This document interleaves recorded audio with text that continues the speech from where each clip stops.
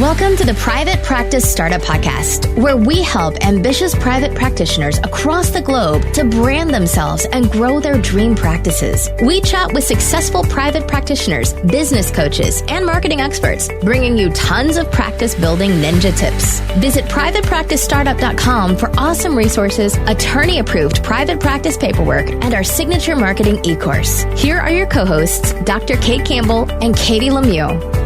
Hey, everybody. Welcome back to another episode of the Private Practice Startup Podcast. I am beyond excited about our guest today.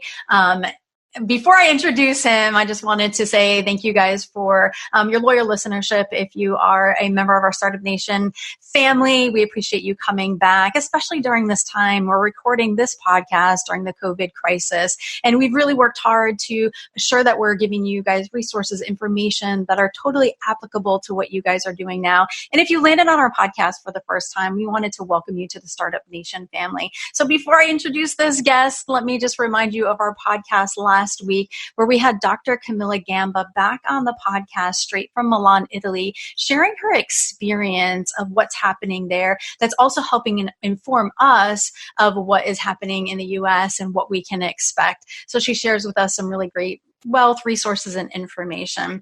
So our guest today is the author of The Miracle Morning and The Miracle Equation, Hal Elrod. And I actually got to see him present live and share about his story, which I think is totally applicable to what we are going through right now as a world through this pandemic. So he's going to share about his own adversities and overcoming. Thank you. I'm like coming over now. Overcoming his oon health adversities. And obviously we're right in the middle of this huge crisis. So I really look forward to him sharing that with you. He's an amazing speaker. So I'm just so excited. So let me introduce him, give him an actual great introduction. After surviving multiple near-death experiences and impacting millions of lives through his books, Hal Elrod is on a mission to elevate the consciousness of humanity one person at a time. As the best-selling author of one of the highest-rated books in the world, The Miracle Morning, and his newest book, The Miracle Equation, he is doing just that. So please give a warm welcome to Hal. Hey, Hal, how are you? Katie, thank you for having me.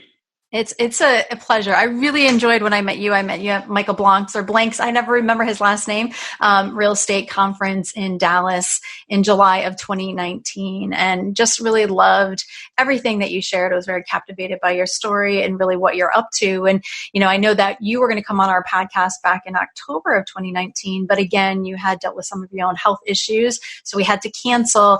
And I was actually sitting in my business coaches, what they call Growth Club. So it's a planning for the following quarter. It's a 90-day planning period. And I was just thinking to myself, like the savers that you talk about in your book, which we'll go over, how important that is not only to be successful in life and in business, but especially now in time of crisis. So I was so excited to see you had one slot on your calendar, and I reached out to Tiffany and she said, yes, you're available. So thank you for being here. Yeah, no, it's my pleasure. And I feel called to serve right now, where there's a part of me that wants to just go and crawl under the covers and hide like everybody else, I think, right? And but then I feel called, like I've got to, if I can help in any way, I feel responsible to do that. So. Thank you. And so for those people who don't know you or your story yet, I'd love for you just to kind of share a little bit about your story, and then what had you create The Miracle Morning? Yeah, so here's a high-level overview.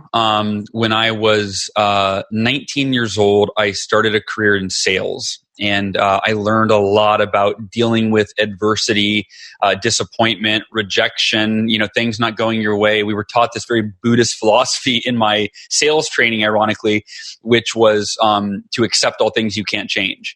And we were taught in the form of this thing called the 5-minute rule, which is that, hey, when something goes wrong, set your timer for 5 minutes. You get 5 minutes to bitch, moan, complain, feel sorry for yourself, cry. But after 5 minutes, you take a deep breath and you say, you know what? I can't change it. I can't change what's already happened. So I'm going to accept it as it is and focus on moving forward and focus on what I can control. And I share that as the starting point of the kind of my background, because that really set the foundation for me being able to apply that philosophy of unconditional acceptance to all these crazy adversities that would come my way in the years to follow.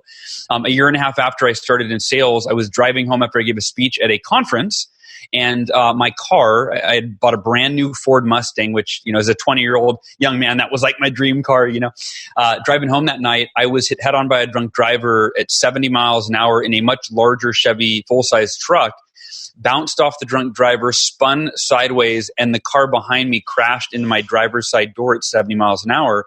And instantaneously, my body was crushed. I broke 11 bones, suffered permanent brain damage, began bleeding to death. And when the paramedics and the fire department pulled me out of the car an hour later, I was clinically dead. I was dead for approximately 6 minutes. And when I came out of the coma 6 days later, they saved my life and I was in a coma. I was faced with this unimaginable reality, which many of us are faced with right now. Either the global reality of what's going on, or individually, maybe you're affected by this in terms of your business or your job, right? Or your health. And so for me, I was faced with this reality, and I was told I'm never going to walk again. And I applied that 5-minute rule as kind of outrageous as that might sound, being told you're never going to walk in and go, okay, I get 5 minutes to feel sorry for myself, which literally I applied that. And I'm like, okay, 5 minutes is up. I can't change that I was in a car accident. I can't change that I broke my bones. I might not be able to walk again, but I get to choose my inner world. I get to choose whether or not I'm distraught and destroyed and sad and scared and upset over these things I can't change, or I can accept life as it is unconditionally and focus all my energy into what I want, which is I want to walk again. So I decided I accept the worst case scenario, or what I would call, that I'm never going to walk again. And, but my energy, I've accepted it. So I'm at peace with it. So I'm not afraid of it. There's really no negative emotion toward it. In fact, I told my dad, the doctors thought I was in denial because I was so positive. They thought your son has brain damage. He's like in denial. And I told my dad, I said, there's only one of two possibilities. Number one, doctors are right and I never walk again. Number two, I might walk again. And with the first possibility, if I never walk again, Dad, I've already envisioned that. And I've decided I will be the happiest, most grateful person that I've ever been, that you could ever be, while I live my life in a wheelchair or whatever it is. I said, so the worst case scenario is I'm happy and grateful, right? Like that's not so bad.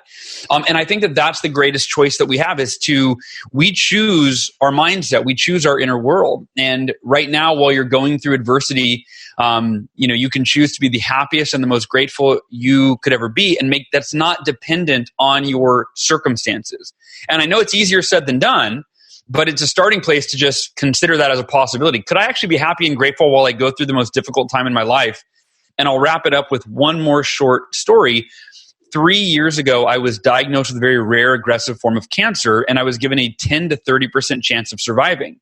Now, I have 2 kids. At that time, my daughter was 7, my son was 4. My wife, I won't tell you her age. But imagine being told you've got a 70 to 90% chance that you're going to die. You're going to leave your children without a parent, right?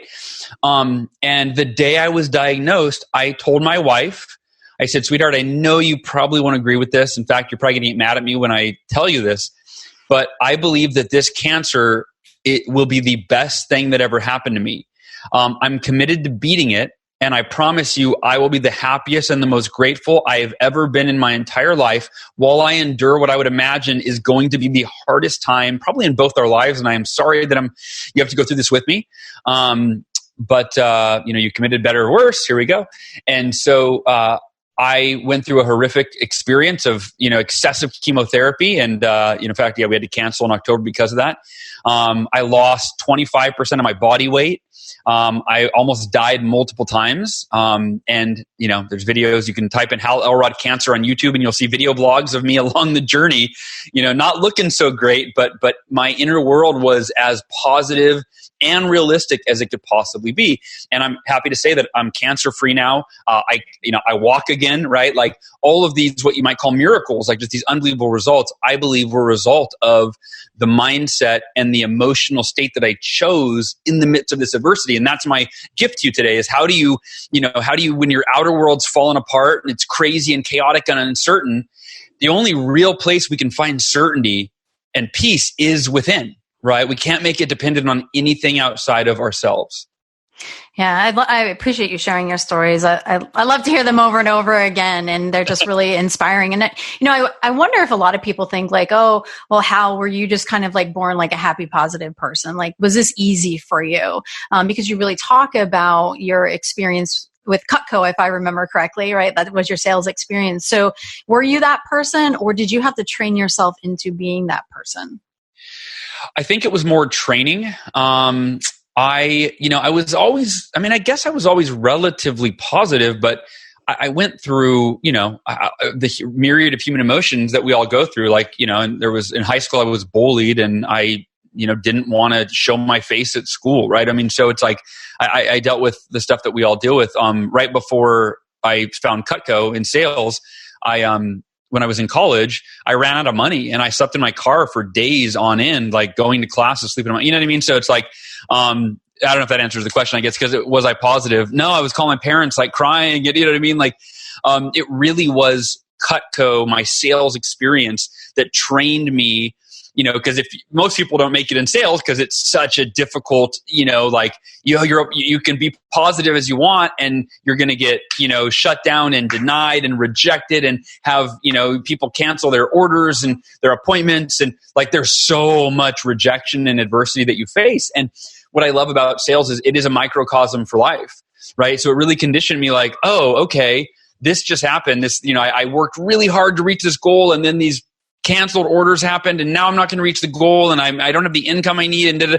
But I learned this 5-minute rule and I applied it. And so when I had my car accident, I had been applying the 5-minute rule to what you might say is much milder adversity for a year and a half, right? So I did train myself and condition myself. And in my most recent book, The Miracle Equation, I dedicated an entire chapter to this subject and I call it How to Become Emotionally Invincible. Right. And it's the idea that most of us allow our emotions to be dictated by things outside of ourselves. And therefore we're not in control of our emotional state, but our emotional state's dictated by circumstances. And here's what I'll wrap this up with for people to really take away how you can apply this relatively quickly. When I first learned the 5-minute rule, I was in my sales training, right? And it's like, you can be negative for 5 minutes. You get 5 minutes to feel bad. And then you have to, flip the switch and turn it around. And I remember thinking, and I think I even raised my hand and I was a smart ass as I often am and, definitely was back then.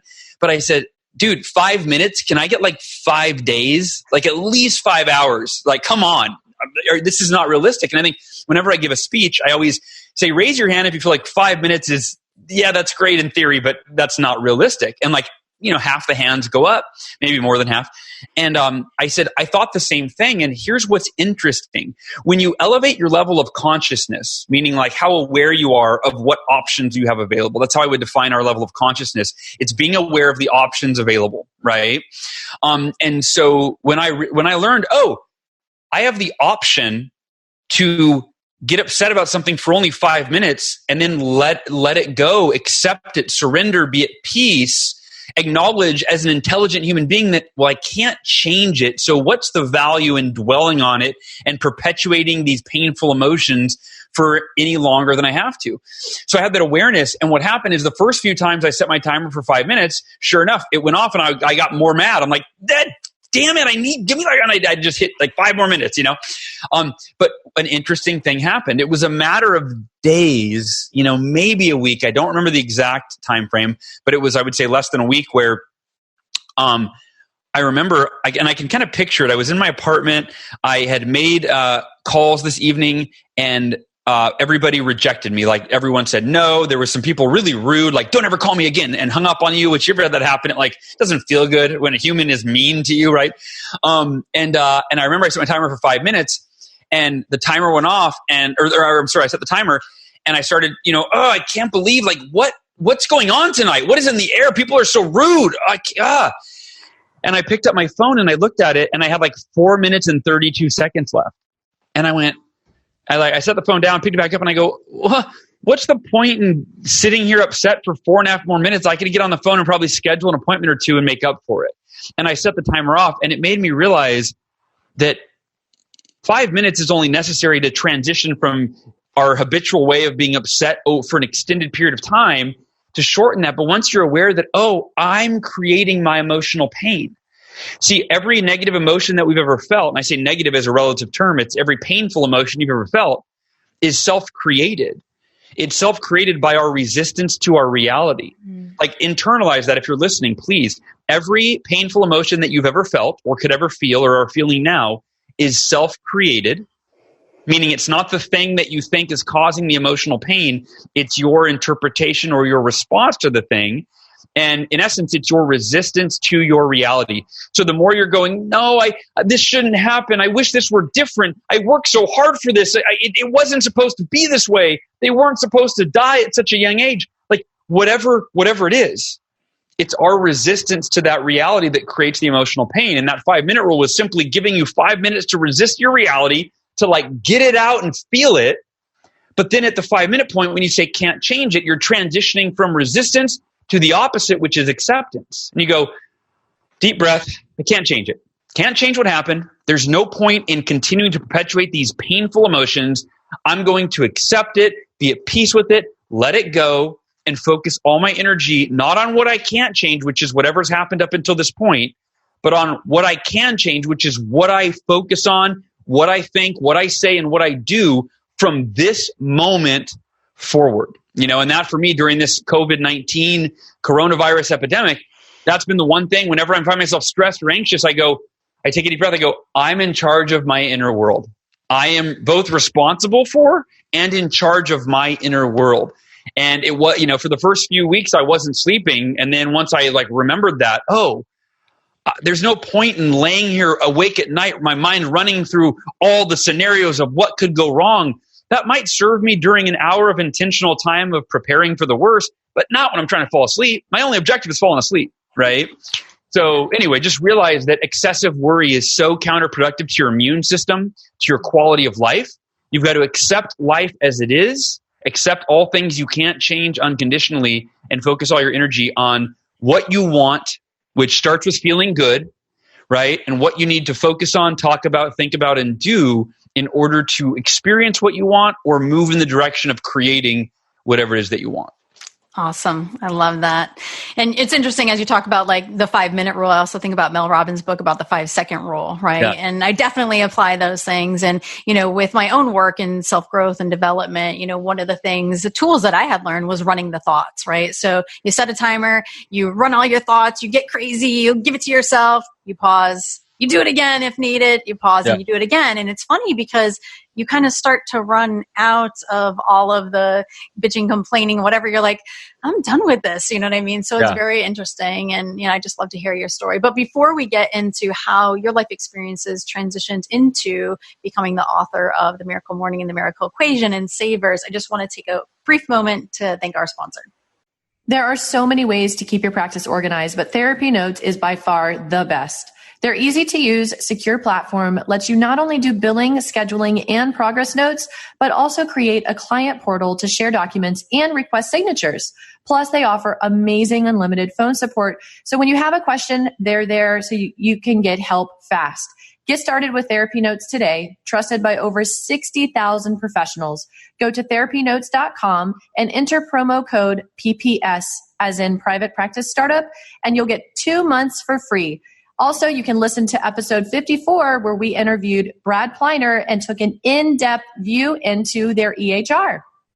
When you're in private practice, it can be tough to find the time to review your marketing efforts and make improvements where needed. Whether you're a seasoned clinician whose current website needs to be revamped or a new therapist building a website for the first time, Brighter Vision is here to help. By first understanding your practice and what makes it unique, Brighter Vision's team of developers will create you a custom website catered to your specific marketing goals. Better yet, they provide unlimited tech support to make sure it stays updated and professional search engine optimization to make sure you rank high in online searches, all at no additional cost. To get started for $100 off, head to brightervision.com/PPS. Again, that's brightervision.com/PPS. So go ahead, Hal, and transition us into how did your life experiences then create you becoming an author? Yeah, I barely could get an essay written in high school, so that wasn't like a dream to be an author. When I had my car accident when I was 20, and people like doctors started to say that when they thought I was in denial, and then the more they got to know me, my psychologist, and they go, my therapist, they're like, the way you see the world, or you're, and especially at a relatively young age of 20.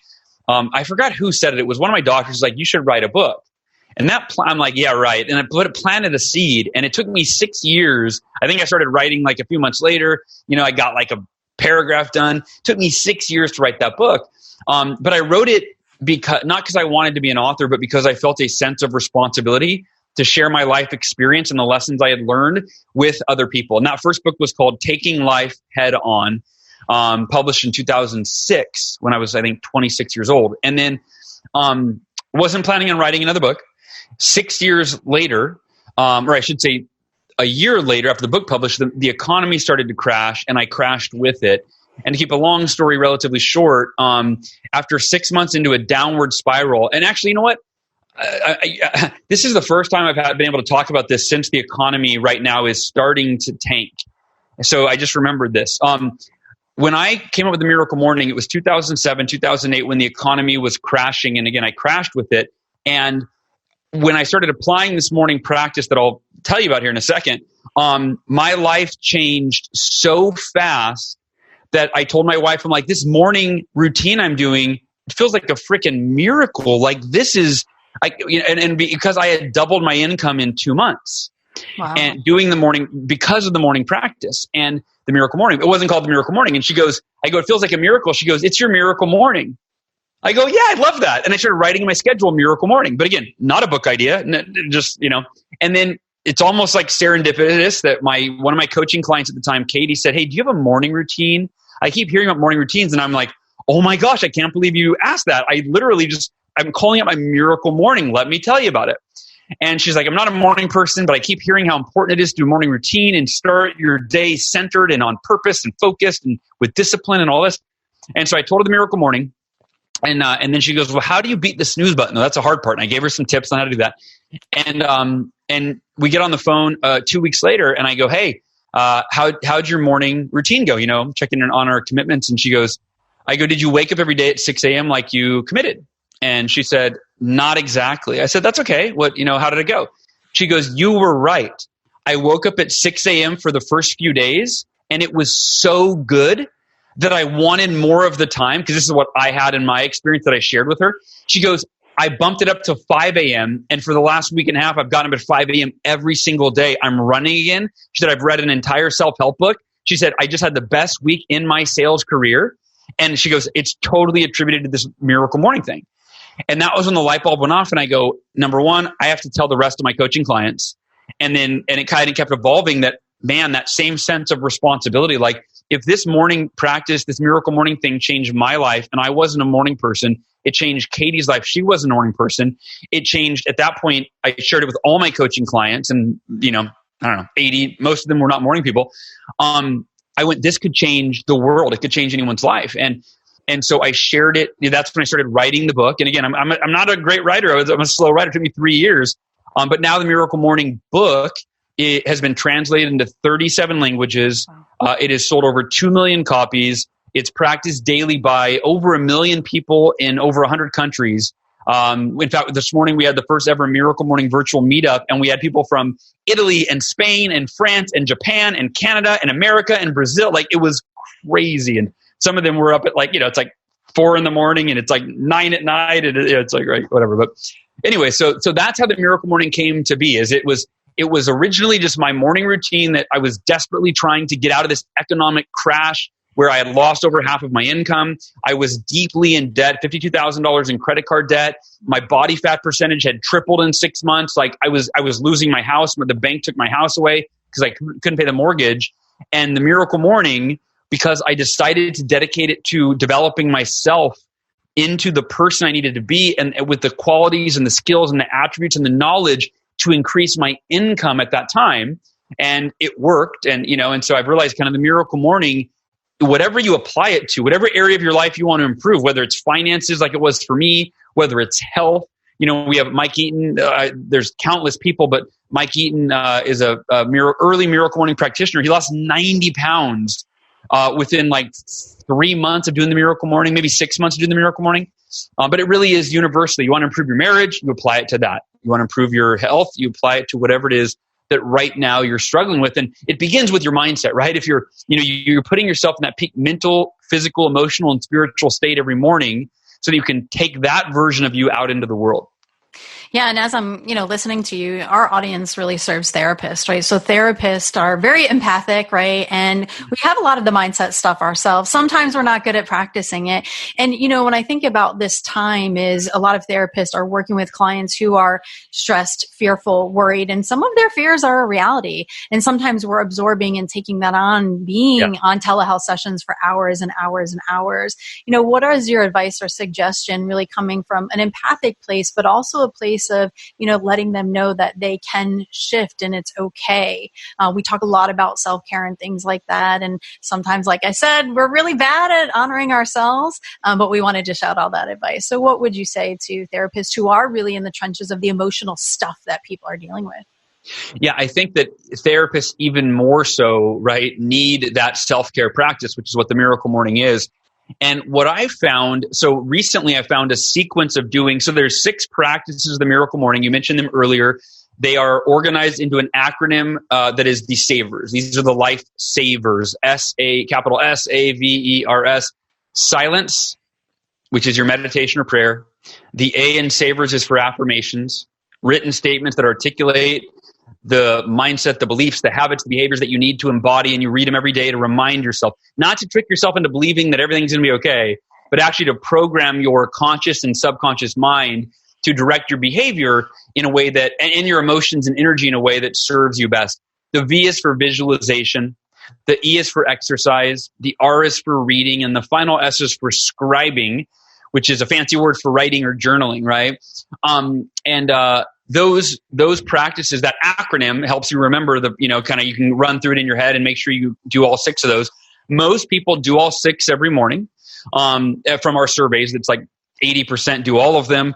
And then some though they'll divide them up, do some Monday, Wednesday, Friday, some Tuesday, Thursday, some they'll do in the morning, some they'll do in the evening, right? So, it's very customizable, and you can also switch the order out in any way that you want. But here's what I realized, and for therapists where I think it's something to consider. I recently woke up, and I usually start with silence. I usually meditate and pray first thing. I was going through a period of excessive stress and anxiety. This was just a couple months ago, and my meditation was a mess. I'm my body was stressed, my mind was stressed. And a lot of us experience that, right? So you're sitting there quiet. And the internal chatter, right? COVID-19, your financial situation, you're so stressed, right? So what I found was 2 things. Moving up, first of all, moving up, scribing, journaling. So I journaled first, and I got everything out of me. Right? Everything, I'm stressed about this. I'm feeling anxious about this. This sucks. I'm worried about this. I don't know what, right? I just got rid of it all. I surrendered it to the page, and then I was able to, okay, I know it's all there, right? So you're able to separate yourself. I know now I can go meditate in peace. I don't have to take that shit with me. That's there. It's in the journal, right? And now I can meditate in peace. And then another piece to consider is if you still feel there's a physical energy, go exercise, right? Go for a walk, go for a jog, do some jumping jacks, jump on the trampoline, whatever, get it out. And while you're doing that, whenever I exercise, I always do positive affirmations. Even if they're sometimes I'll just freestyle. I'll go I'm feeling good. I'm feeling awesome. Because what you're doing is you're anchoring those intellectual thoughts, but you're combining that with heightened breath and blood flow, right, and exercise. So you're anchoring the intellectual thoughts with the enhanced physical capacity, right, to get a better effect. So that's also an option. But that's what I would say is, it's crucial if you're a therapist that you release all of everything you've absorbed. And my coach, it's funny, he told me that last week. I have a call with him in 8 minutes, but we were talking next week, and he goes, I always feel like I'm impervious to like I've got it all, kind of figured out. I help people deal with their stuff, he goes, and I got off a day of calls and I just went, whoa, like I've been taking so much negative, energy from other people. And he realized, and I have not been doing my self-care. And it built up until a point of where he was spilling over, right? And so that was a wake-up call for him to get back into his self-care. So yeah, if you're a therapist, it starts with your self-care. It also is because you've got to be the change you want to see in others and lead by example. And that's where the Miracle Morning can be so important if you're a therapist or in any kind of work in that regard. It's interesting that you talk about like the exercise. So being on all these telehealth sessions and webinars and conferences online, like I've experienced a lot of like neck and back pain. And it's interesting. So Sunday morning I got up, I was like, we live in sunny South Florida. I got on the bike. I took a 40-minute bike ride and it really warmed and loosened the muscles. And it's funny because I was having anxiety about finances, right? And I was like, I just started saying out loud, I'm like, money's easy to make, money's easy to make, money's easy to make. And boom, I rode by a penny. So I turned around and I picked that penny up. I was like, that's the reality. Like that's the truth, funny. Right? Yeah. And I know for me, working through my own Miracle Morning and utilizing the savers really grounds me in a place of clarity. And then I think we can make clear decisions from there about what's next, right? We can't make clear decisions from the anxiety or the panic or the fear or the worry. And the reality is, this is a moment in time, right? It feels like it is forever and it's going to forever change the world. Yes, but it is a moment in time. And I think it's really important to focus on the things that we can do with our inner world, not only today, because we don't want to lose this practice, but really taking the time to do the savers. I love that you put it in such an easy acronym to really help ourselves, but for our audience is also helping our clients because sometimes you do have to kind of wash that stuff off of the day. And I know therapists utilize other techniques and things like that to be able to do that. So Hal, I so appreciate you being here and taking the time and just being, a change agent in the world and making this your commitment and your life's purpose. And I'm just honored to have you on our podcast. What do you want people to take away from your message today? Yeah, I think the biggest thing is that you are both responsible for and in control of you. Right. And so, which would be the opposite of the victim mentality. And when I was in my car accident, I had every, it was like, a softball pitch of victimhood, right? Like, oh my gosh, I was hit by a drunk driver. Not my fault, right? I might never walk again. That's horrible. I mean, on and on and on. And I went, that doesn't serve me, right? And so in the same way that blaming other people or circumstances for anything regarding you, your quality of life, that just gives your power away. And you have to take your power back. And it starts with your inner world and optimizing your inner world. I like what Michael Singer talks about in his book, The Untethered Soul, the vow of happiness. He goes, people say, well, yeah, of course I want to be happy, but I'm not going to be happy if this doesn't go the way I want it to and this thing happened. It's like, whoa. Well, do you want to be happy only if everything is perfect out there? Or do you want to be happy? Because if you want to be happy, that's a vow you make, right? That's a vow you make. And so, I would just encourage you to really realize that you deserve to feel good, and you deserve to feel good even when things are going bad. And I would say that, life is a miracle, and even when it sucks, it is still a miracle, right? So we can be grateful for every moment. Thank you so much. And where can people find out more about you, your community, your books?